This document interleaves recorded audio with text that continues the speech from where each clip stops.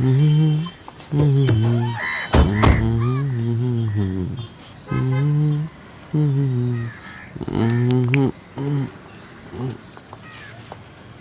పవి రా. ఏమైంది? జల్దిరా జల్దిరా రా. చెప్పు. అరే నేను ఏమైంది? చెప్తా కదా పండుగ.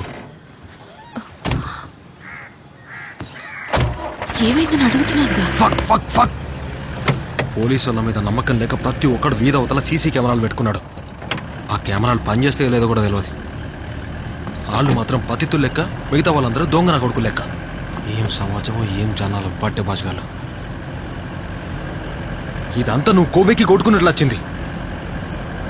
నేను చేసిన తప్పని ఒప్పుకున్నాను కదా, ఎందుకు గుచ్చి అడుగుతావు?